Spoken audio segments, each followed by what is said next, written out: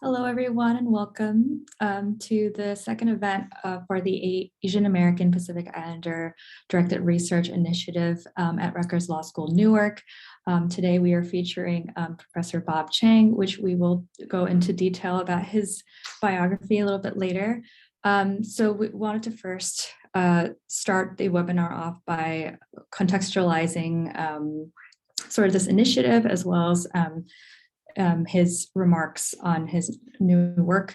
Back in March in 2021, there was the Atlanta shootings where six of the eight victims were Asian American women, as well as the continuous rise of anti-Asian violence, as well as scapegoating of Asians during the COVID-19 pandemic.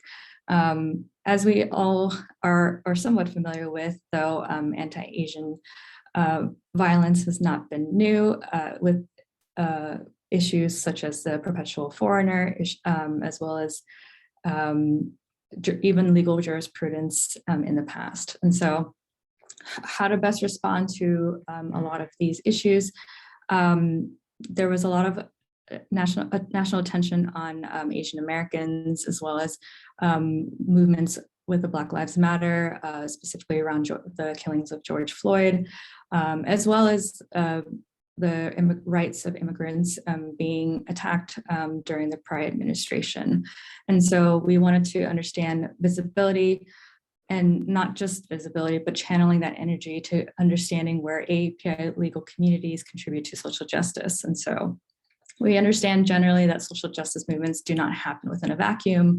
Everything is intersectional and related, and needs to be contextualized in our greater history. And so as a law school and as law students, how can we meet at this point? How can we contribute and move forward together as a community, as along with allies? What are some tools that we can develop as future and even practicing attorneys to activate our networks and challenge systemic racism? So specifically, I'll highlight in Georgia, the Asian Americans Advancing Justice Atlanta and local NAACP stewarded resources for immediate needs of victims' families, such as in-language mental health support, legal employment, and immigration services. And then relating it to our work here at the law school, the API initiative, Directed Research Initiative, seeks to contribute to scholarship on the relationship of the API legal experience and other racial groups, and demonstrate how legal doctrines and policies have shaped communities in the past and present. So this launch in particular is a part of a speaker series where we will introduce other practitioners and scholars who work closely with API communities. And we are very fortunate to have Professor Bob Chang as a second speaker in this series. And you will definitely hear about future speakers later on in the program. So the second part of this project is a directed research project where students develop research that substantially affects and hopefully contributes to API communities. Participants in this cohort include myself, Joseph, Emily, and Lydia. As I am finishing up the remarks on the initiative itself, I want to introduce both Dean Rose Cuisinart-Villazor and Dean Suzanne Kim. So Dean Rose Cuisinart-Villazor is the interim dean at Rutgers Law School, as well as the director and founder of the Center for Immigration, Law, Policy, and Justice. And Dean Suzanne Kim is the Associate Dean of Academic Research Centers, as well as the founder and director for the Center for Gender, Sexuality, Law, and Policy. Both centers have come together to launch this initiative, and it is really thanks to these two deans that we've been able to make this vision come to reality at the law school. So.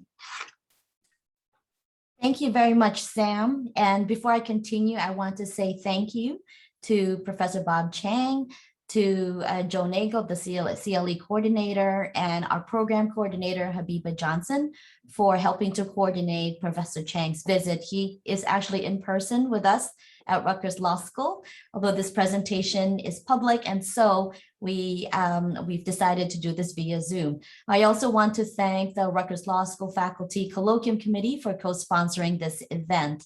As the director of the Center for Immigration Law, Policy, and Justice, I am pleased to work with Sam, Joseph, Lydia, Emily, and Professor Dean Kim in launching this AAPI initiative. I am proud of the student-driven initiative and thankful for Professor Chang and the other professors who are coming to visit us this semester to help us learn more about AAPI and the law. Dean Kim. Thank you so much, Dean Cuisinart-Villasoro. Thank you so much for your support on this initiative and for all of the work by the students, Sam, Joseph, Lydia, Emily, and the work of IPE, Joe Nagel, and Habiba Johnson. And thank you so much for joining us, Professor Chang. I'm delighted for the Rutgers Center for Gender, Sexuality, Law, and Policy to play a role in supporting this important effort.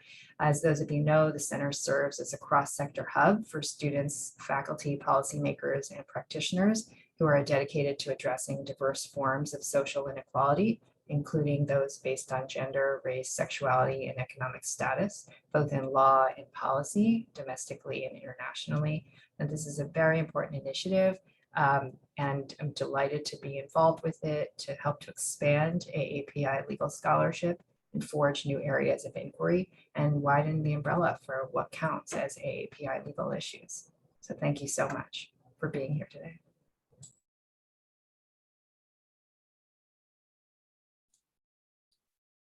Joseph. Yes, hello.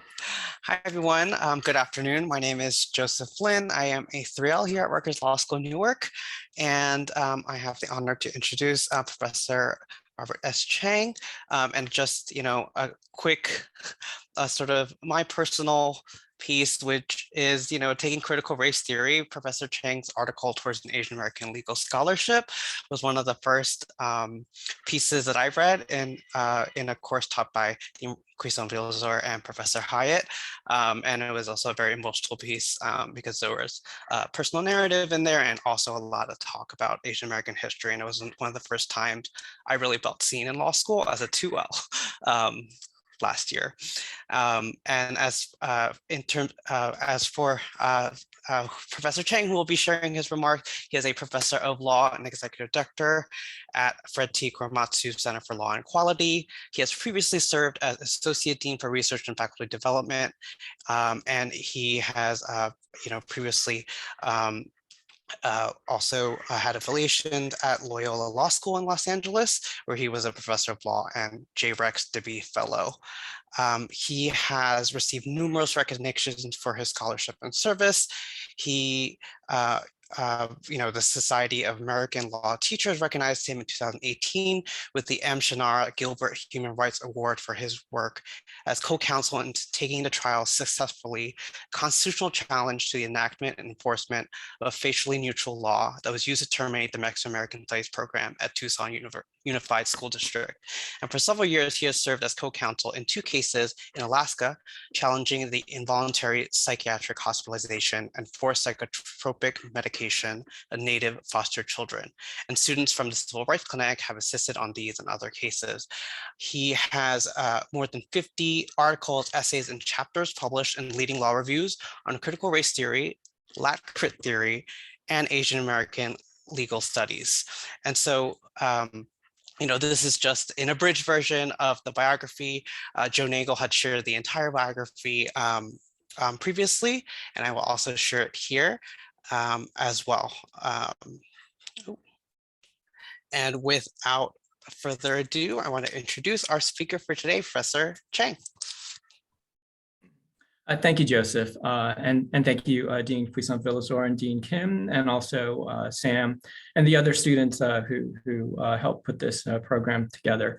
It's kind of funny being in your building and speaking to you all on Zoom, and so this is but I appreciate technology allowing us to do this, including people who are not in the building. So I'm going to be sharing a screen. So let me just go ahead and get that going now. And then I will go from there. All right. So, today's talk is reflections on that article that I wrote that was published in 1993. It's kind of funny thinking about it being so long ago. It's like, where did those years go? And in some ways still finding ourselves in the same place. And so, Joseph mentioned a case that I was involved in, and I actually want to start my talk there. So a lesson from ethnic studies. And so, on the first day of trial back in 2017, one of the teachers in the MAS program, the Mexican American Studies program, Curtis Acosta, testified. And I was really struck by his testimony, and I think the judge was also. This isn't a new concept, but it's this idea that part of what the teachers try to do in their courses is to think about materials that operate as windows to the world, and also as mirrors where they can see themselves. And Joseph, you said that you didn't see yourself reflected in the materials until second year. And I think that's not an uncommon experience. But Curtis Acosta talked about the power of that. And also when he's talking about windows, he's talking about windows that see the world in all of its glory, all of its colorful glory, rather than in some ways the crimped version that we sometimes see. And so I just wanted to start with that idea in terms of thinking about windows and mirrors, and then to talk about the student plaintiffs in that case. And so this is a picture of Nico, Karina, and Maya. And think about how when they had access to these courses, they had these windows that they could see the panorama of the world. They could see themselves in the materials. Nico was a senior when the Mexican American Studies program was terminated. And in his, as an example, in his American History, Mexican American Perspectives class, he had school administrators come into his classroom and take the materials out, to take away the Mexican American Studies program materials. Karina was a sophomore at the time, and she had signed up to take American History, Mexican American Perspectives, and also Latino literature. Those courses were taken away from her. And Maya was in 8th grade. And she didn't then get the opportunity. The way that she was able to get the materials later was by going to, I think it was Sunday or Saturday school. She had to go to a community college to get these materials. And so then if you think about the way that they did actually have access to windows where they see things, see the world, see themselves, mirrors where they see themselves reflected, those things got taken away. And that's why I got involved in that case, because when we think about it, what I would like you to do, and it's sort of awkward doing this. If we were in a room together, I would actually ask you to close your eyes for a minute. And I want you to think about, what was your educational experience like? And I actually will take a minute because I do want you all to think about this. So whether you want to close your eyes or not, I'm going to give you a minute to think about what your educational experience was like.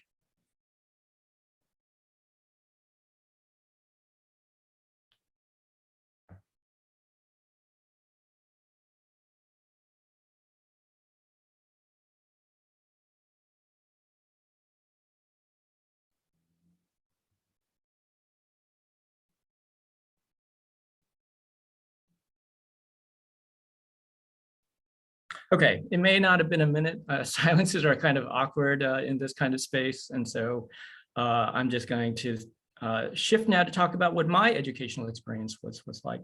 So I grew up in Ohio, in a small town, very few people of color. And the windows that I had into the world were mostly the classic texts, a history book where I did not see myself. And in a world where students are not taught about difference, you end up not equipping students to be able to think about and understand their experiences. And so the formative experience for me with race took place when I was in 6th grade. And then for a month, I endured a month-long festival of name calling, things that they usually call people who look like me. It finally stopped, though, one day when somebody called me the N-word. And I just couldn't stop crying. And it's like the rational part of me was like, well, but I'm not that. But in some ways, I was that. I was the other in their midst. And although I would never claim to know what it is like to be African-American in this country, I do know what it is like to be other. And an educational experience where students are not taught about difference. One, the students don't appreciate difference, but then also for students like me, we don't get a language for thinking about this. And so, what I did with my educational experience after that is I retreated into the sort of the comfort of accomplishment, thinking that something like that would shield me from discrimination. And I proceeded through college and law school like that. And it was finally in law school when it was, I describe it as a seismic shift. I was fortunate that at Duke Law School, where I went to school, they had these conferences when I was there called Frontiers of Legal Thought. Critical legal studies scholars came, feminist legal studies scholars came, critical race theorists came. And it was through that I started to gain a language for thinking about understanding my earlier experiences and gaining a language for thinking about what kind of pathway might there be going forward. And so in the center at the top is a picture of Derek Bell. And I remember his comments and including the provocative questions that he would ask from the audience. On the right of the screen is a picture of Patricia Williams. And she had written recently, about spirit murder and things like that. On the left is a picture of Angela Harris and talking about, I remember her talking about Borges and thinking about how, opening up spaces from there for thinking about critical race feminism. And then Jerome Culp, who was a professor at Duke, but I never took a class from him because half the time that he was there, he was away on protest visits because he didn't want to be the only Black person on the faculty. And so I never got to take a class from him because he wasn't there, but I got to hear his words and I got to read his words on the page. And these are the things that started to make a difference for me. I started to think, well, is there some way that I could start to see myself in these materials? And so my first article begins with a prelude, and I'm just going to read this to you. Of the different voices in which I speak, I've been most comfortable with the one called silence. Silence allowed me to escape notice when I was a child. I could become invisible and hence safe. Yet now I find myself leaving the safety of my silence, and I wonder if this is wise. And then I talk about some of the experiences that I had had with discrimination. And then I say, these are the thoughts that intrude. I try to push them away. I try to silence them, but I am tired of silence. And so I raise my voice. But what we see here is that when I started to be able to see myself through feminist theory and critical race theory in the materials, that my experiences might matter, that's what gave me the power, this idea that I could speak. And then I wrote my first article, at the bottom it says 81 pages, 423 footnotes, with an exclamation mark. I think actually 60 to 65% of the text was actually in footnote. I fell in love with the discursive footnote. And so it's actually a much shorter article for those who want to just read the text. But there was so much stuff I just, wanted to talk about and put into the text toward an Asian American legal scholarship.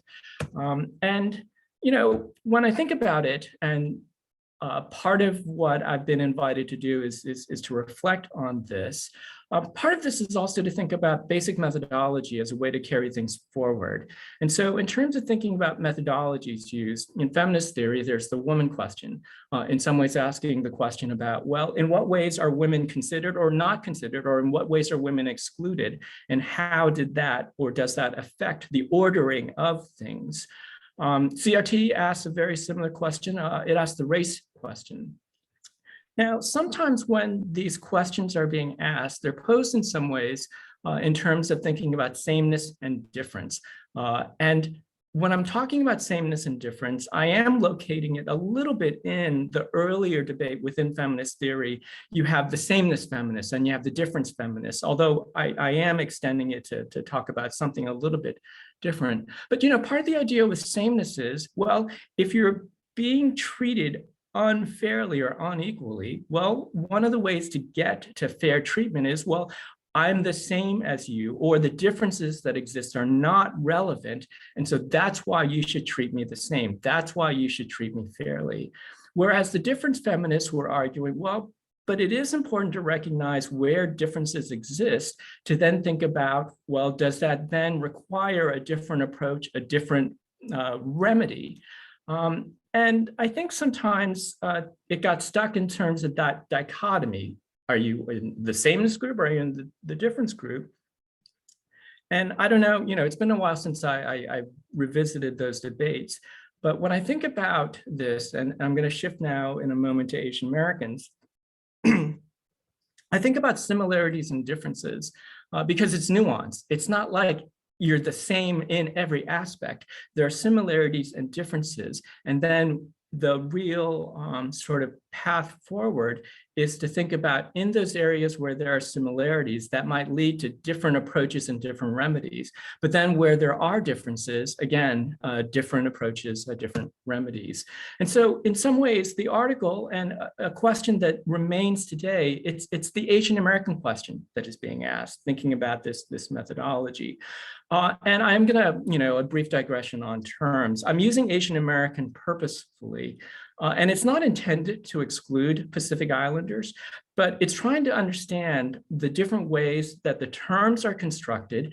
And when we think about aggregating and disaggregating, and also the danger that comes from including in an inclusive umbrella Native Hawaiians and Pacific Islanders without really thinking about what the differences are. And let me give you a quick example of that just came up in some work that I did. So in response to the George Floyd murder last year in the protests, the 3 law schools in Washington state launched, it's called Task Force 2.0 on race in Washington's criminal justice system. And we just submitted our report to the state Supreme Court and presented it on Wednesday. But in particular, in talking with, in listening sessions with Native Hawaiians and Pacific Islanders, they talked about the need to disaggregate and the dangers that come from not disaggregating. And so as an example, when I ran the numbers on murders by law enforcement in Washington state from 2013 to 2020, there were 253 murders. If you just lumped everybody together, so Asian Americans and Pacific Islanders, Native Hawaiians in one category, in terms of the murders, it looks like Asian Americans and Pacific Islanders do not suffer disproportionately from police violence in the form of police killings. But when you disaggregate, you find out that in Washington state in those years, Native Hawaiians and Pacific Islanders were 3.3 times more likely than a white person to be murdered by law enforcement. And actually, then we also looked at certain cities. In certain cities, that number actually went up to 6.6, and I think in one instance, 8.7. The report has the specific numbers. The point to take away from this, though, is that you need to pay attention to when you aggregate and when you disaggregate. Now, when we think about Asian American, it's this umbrella term already, and it also has a very specific history. And part of that specific history is that it was a move that took place in the late 1960s, early 70s, when Asian American activists, right before the term existed, called themselves into being. They said that there was a similarity in experience for people who look in a certain way, who have similar immigration histories, that makes that category a sensible category to talk about. At one point, there was an attempt to play around with yellow, going off of the Black Power movement. There was a conference at UCLA, it was called the Are You Yellow Conference. And brown Asian Americans, Filipino Americans were like, well, we're Asian American, but we're not yellow.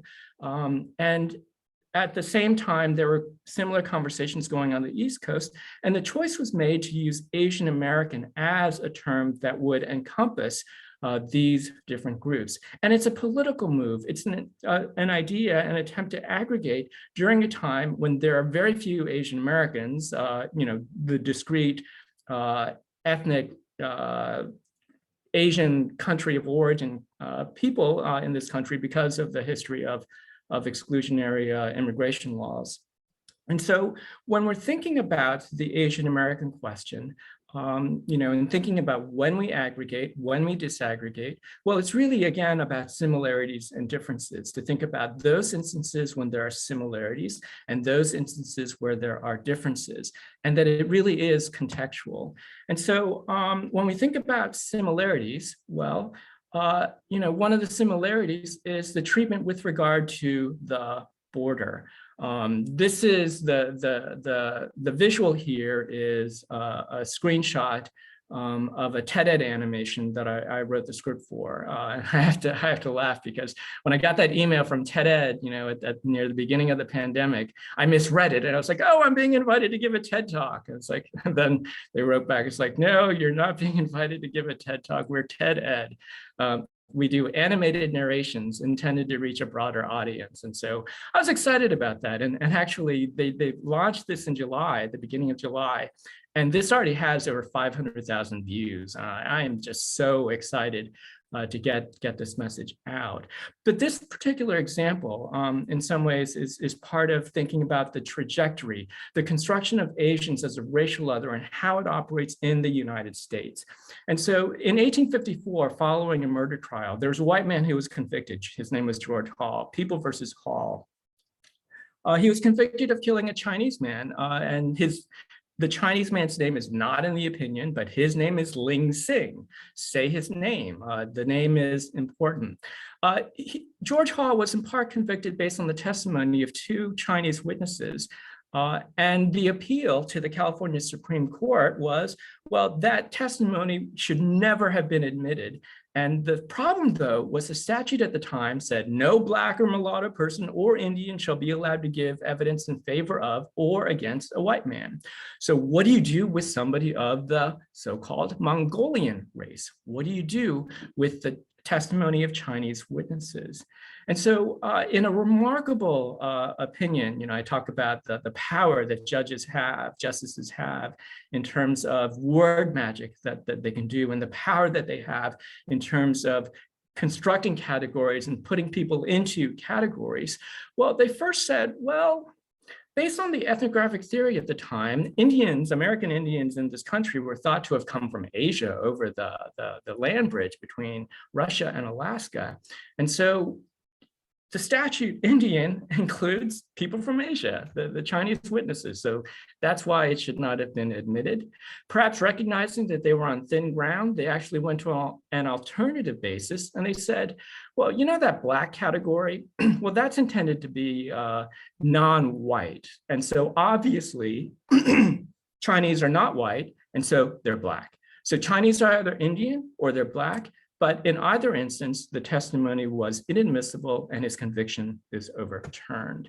And so when we think about this, what you have are techniques that are used against the Chinese immigrants, Chinese Americans. You have violence, discrimination in economic spheres, discrimination in social civic spheres, discrimination in education, discrimination in family formation. And so far, those look very similar to the way that some of the other groups, African Americans, are treated. And so you have commonalities in terms of the way that race is deployed and techniques that are used to control and manage the bodies of those who are marked by difference as measured against the white race. But then we get to differences and we have exclusion, which is literal. You can actually keep Chinese from coming into this country in part because there aren't that many here yet. And so you can stop the problem in its tracks. And then also you can deport people. And I don't have time in this talk to talk about the early show your papers law that was passed and how it was enforced. But you either exclude or you deport, or you make things so challenging or difficult for Chinese immigrants that they leave. And these techniques were actually super successful. At one point, I think the Chinese immigrant population was about 120,000. After these things were put into place, it dropped down to about half that. And then also you have exclusion in the form of naturalization. You don't let them become citizens of the United States by statute with regard to the Chinese. And then in terms of the US Supreme Court decisions in 1922 and 1923, with regard to immigrants from Japan and immigrants from South Asia and understanding how the naturalization statute operates. Now, the other thing is that, well, these techniques that are used against the Chinese are then transferred or adapted to subsequent Asian immigrant groups. You do the same thing to Japanese immigrants. You do the same thing to South Asians You do a similar thing to Filipinos, although Filipinos presented a challenge because the US had colonized the Philippines. It became a colony following the 1898 Spanish-American War. And so the problem was in the beginning, after, and here's the other thing, you have the immigration coming in waves because capital has a thirst for cheap labor. And so capital wants cheap Chinese labor, but then when it's cut off, well, you need to go to another source. And that's when Japanese immigrants started to fill that void. But then when sentiment against Japanese immigrants rises, you cut that off, and then a new group comes in. South Asians start immigrating, and then the violence and the sentiment arises against South Asians, and then you cut that off, and then the Filipinos started to come in. But they came in as US nationals, and so that presented a problem. That problem was fixed in 1934 with the Tydings-McDuffie Act, where it reclassified the Filipinos as no longer being US nationals because the US committed to giving the Philippines independence 10 years later. It's like, sure, you're still our colony, but we're going to give you independence 10 years later. So we're going to treat you now as if we had given you independence already. But then there are differences, and that's the sort of the color box in terms of thinking about colonization: Hawaii, Philippines, then later Guam, American Samoa, and Northern Marianas Islands. And then, separated out, you have a different trajectory with regard to Puerto Rico and the US Virgin Islands. But again, the idea here is to think about the commonalities and the differences, pay attention to how it operates. But the commonalities in some ways is what constructs that Asian American racialized category. Next slide. So the other sort of defect that operates is the way that US constitutional jurisprudence operates. So this is the story of Che Jianping. Che Jianping immigrated to the United States in 1875. And then in 1887, he decided to visit China after living here for approximately 12 years. He followed all the rules. That's on the left side is a copy of the certificate that he got, which he needed to get in order to be able to return to the country. He followed the rules. But then when he returned to the United States, they changed the rules on him. They said, oh, those previous certificates that allowed you to come back, they're no longer valid. And so then he challenged this all the way to the US Supreme Court. And the US Supreme Court then decided, well, we're going to do something different in terms of the way that we examine actions by Congress and the executive with regard to matters regarding the border. And so we have the grand narrative about judicial review, this idea that the courts check the excesses of Congress and the executive.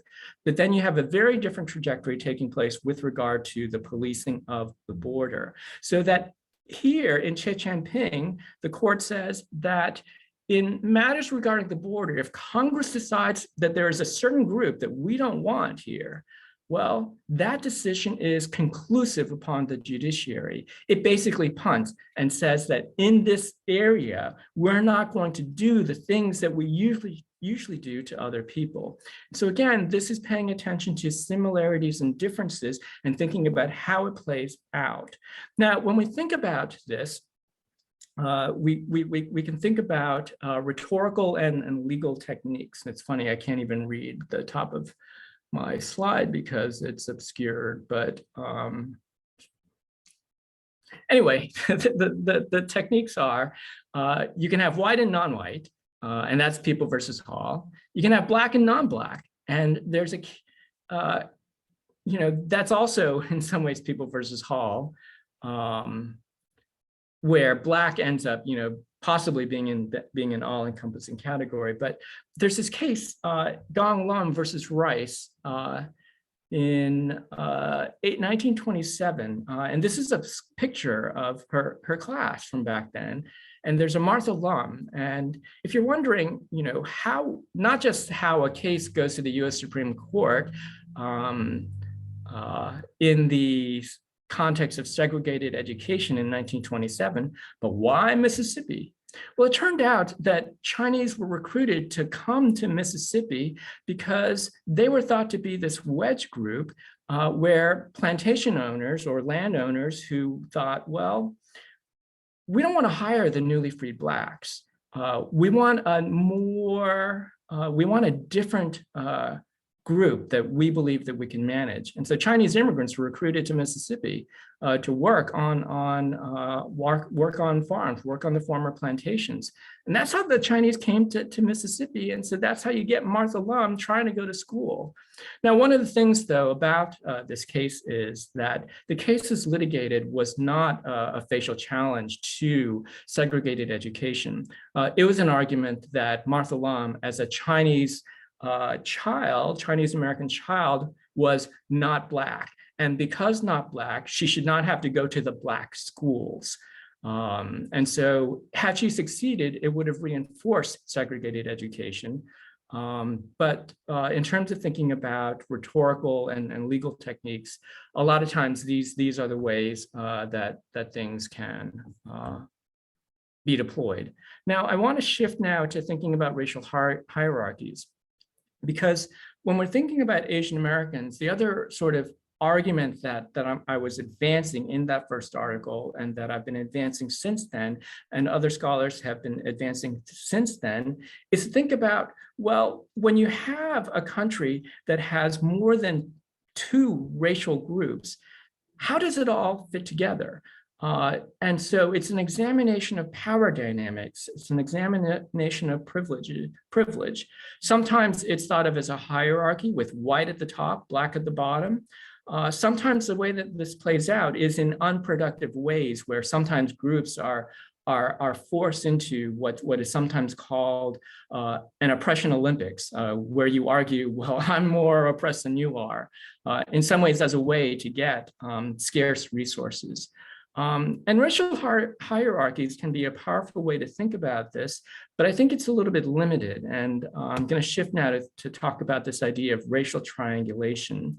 Now, Plessy versus Ferguson is a case that, with this audience, I hope doesn't need much introduction. It's the case, the test case that was advanced in Homer Plessy.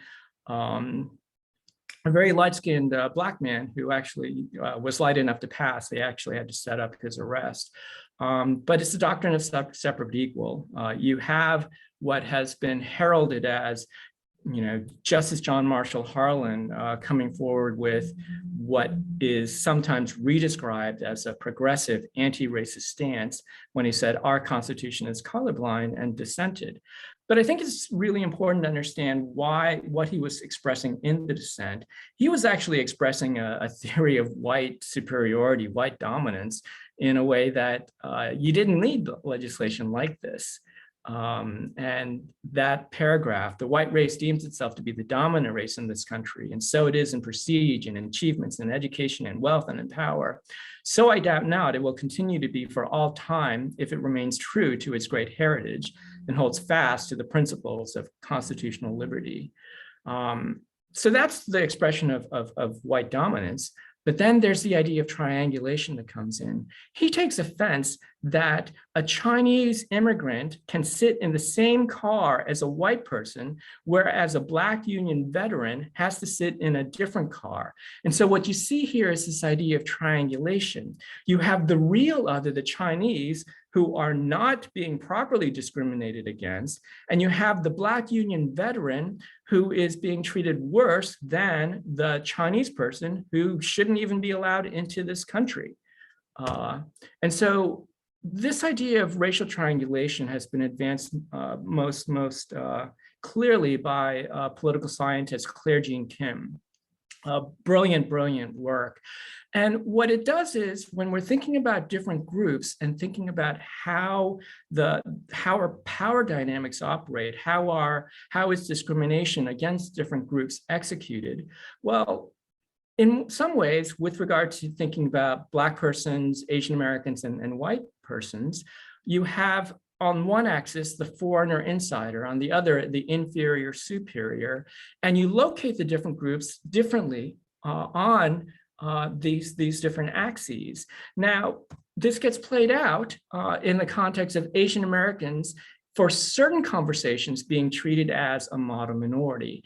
And in this context, white and Asian American exist on the same plane, and you have other racial groups being different from this. But sometimes, though, you have Black persons being constructed as American, so white and Black is equally American, with Asian Americans and Latinas and Latinos being the other. And so in the context of immigration discussions, sometimes this is the way that racial triangulation operates. And so you think about similarities and you think about differences, and what we see here is that it's dynamic, it's contextual, it doesn't stay static. Then we can think about counter deployments. An example of that is very rich, is the one involving the Japanese-Mexican Labor Association and the Oxnard strike, the sugar beet strike of 1903. Japanese immigrant and Mexican Americans walked off the job. They struck together and they formed this association. After this, the JMLA sought membership in the AFL. Samuel Gompers wrote back and said, it's conditionally granted, but only if, you keep out the Asians. So they invited the Mexican-American laborers, but only if they would exclude Japanese immigrants and other Asian immigrants from their union. The Mexican immigrants said no to that. And so you see solidarity being deployed. And then you get Ralph Lazo, exclamation mark, for the win.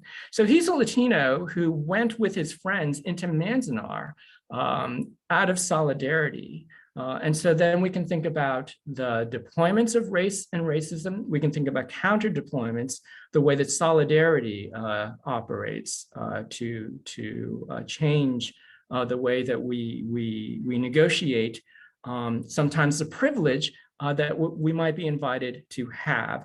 And so with regard to the Oxnard strike, you have Mexican Americans being invited, right? They're being granted a privilege of joining the AFL, but only if they exclude Asian immigrants. You have Ralph Lazo, who comes in, right? He didn't have to go into Manzanar, but he went in with them. He rejected the privilege that he had in order to suffer with out of solidarity. It's a similar kind of question that I raised with regard to the question about affirmative action. The way that sometimes Asian Americans or certain Asian American groups can become invited, and a phrase that some scholars use is this idea of honorary whites. And so in this context, you might be treated as an honorary white, but then what do you give up if you accept this invitation? And so when we think about this question that Jerome McChrystal Culp Jr., the late Jerome Culp, who was my mentor, he became my mentor after law school because I tracked him down after law school.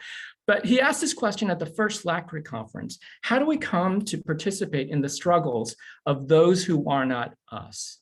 So I want to repeat that. How do we come to participate in the struggles of those who are not us? And what he's really asking is, how do we come to see ourselves in others? How do we see others in ourselves? And my answer to this is simple: learn your history. And you might have to dig a little bit because it might not be in your history book. I read through 1,100 pages of the 11th grade history textbook that was the approved textbook in Tucson. I think it had 17 pages in it, possibly about Latinas and Latinos. If you include the Mexican-Texas War, then it went up to like 43 out of 1,100 pages. And so you might have to go outside of the standard books that you are presented, but then also learn the histories of those who are not you. Learn the histories of people who don't look like you, who have different experiences. And then after that, it's on you in terms of what it is that you do. Now, part of why Mexican American Studies was singled out in Tucson in that earlier 2010 bill that we challenged successfully is that the Mexican American Studies program worked. At-risk students who took MAS courses, their standardized test scores increased and their graduation rates increased. And so what we see is that when students are offered windows to the world that sees the broad panoramic vision of the world that includes everybody, and mirrors in which they can see themselves reflected in the materials, it makes a difference. It works. And that's why these things are being attacked and challenged. When we think about where critical race theory and the anti-racism pedagogy and education are being challenged, it's being challenged because we don't, those who are advancing that political effort, they understand what happens when the windows and mirrors exist. And so it's an attempt to try to keep students from learning about these different histories, because if they do learn them, they actually do better. And so then when I think about,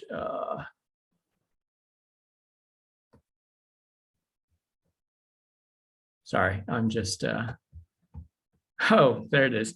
So sorry, I have the boxes in different places here. So I can't even read the line at the top, but my thesis, right? So my thesis is really about paying attention to similarities and differences. And over the years, I've just really been heartened to see different scholars advancing these notions, to think about, well, what are the similarities? What are the points of difference? I love seeing work, for example, by scholars like Vinay Harpalani, where he's talking about South Asian American racialization and how in some ways there are differences with regard to broader Asian American racialization. And but he's also paying attention to when there are similarities. Vinay worked with me and a law firm, Aiken Gump in New York, in a case involving peremptory challenges in New York. And it's funny thinking about like how clever people can become when they want to discriminate. And so there was a Black person who was a criminal defendant, and his attorney noticed that there was an striking pattern of the way that peremptory strikes, challenges of potential jurors, was occurring. And it was that it was dark-skinned women of color who were being struck. And in particular, the question was whether one South Asian woman was improperly struck, was the issue on appeal. And the court struggled with it because, well, they seated other South Asians, but she was different from them because she was dark-skinned, and she was dark-skinned in a way that connected her more to the other dark-skinned women of color.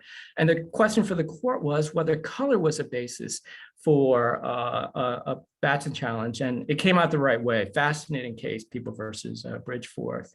But again, thinking about similarities and differences.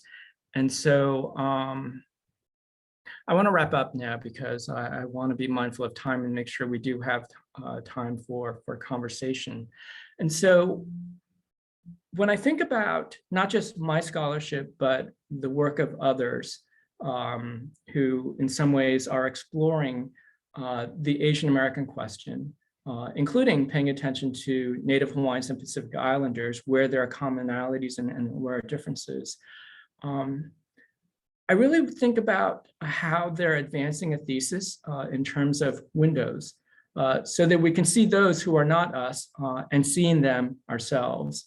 And also in terms of mirrors, so we can see ourselves in the world, not as aberrations, but as belonging to it.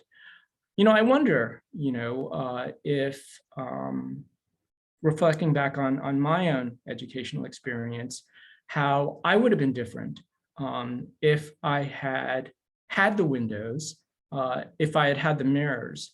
And that's the possibility that I'm trying to advance, specifically in law, but then also in the context of litigation that I have been involved in. And so let me stop here. And so thank you for the opportunity to run through this. And let me stop my screen share while I'm doing that.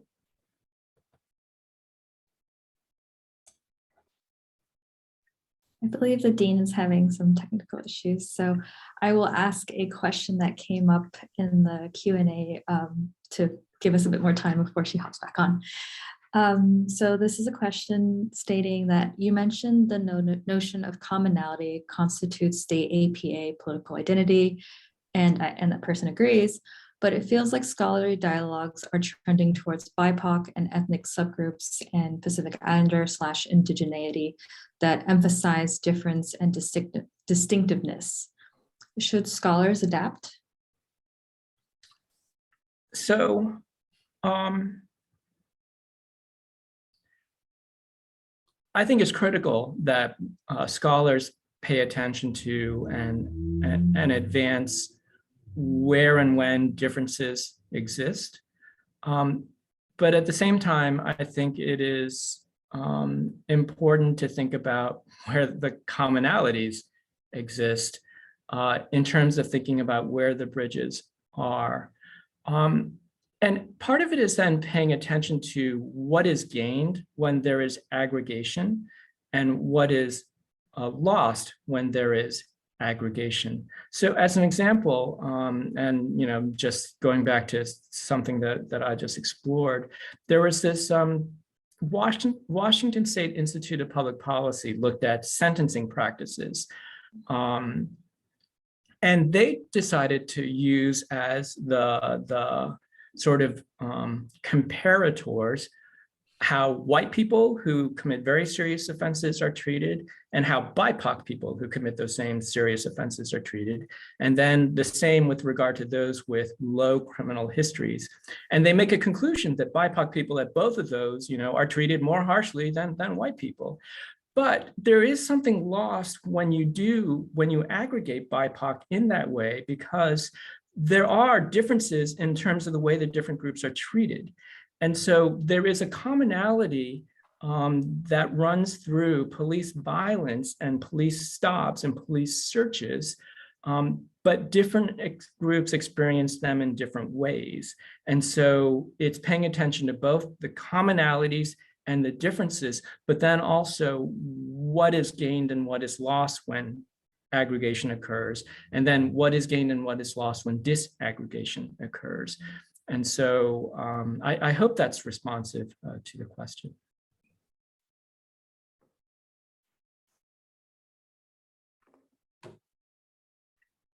Sorry, we're still dealing with technical difficulties. So I know you were supposed to speak at Dean Cuisinville's CRT class later this afternoon, but maybe as we're trying to figure out what's going on, would you give us a quick preview on your new scholarship that you're hoping to present, and for the audience, if that's okay? Sure. So for the CRT, so a CLE code, it has not been announced, but if somebody has the CLE code, somebody should speak it.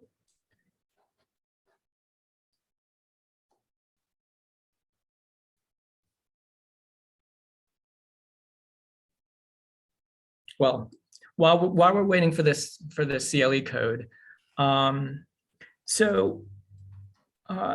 Dean Cuisinville invited me to talk about how the attack on CRT, what we might learn from the earlier litigation, the case that I was involved in, which had different names going over the course of the years that I was involved in it, but which at trial was Gonzalez versus Douglas.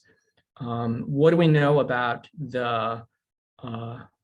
what the attack on ethnic studies was back then, which might inform how we approach what is happening now?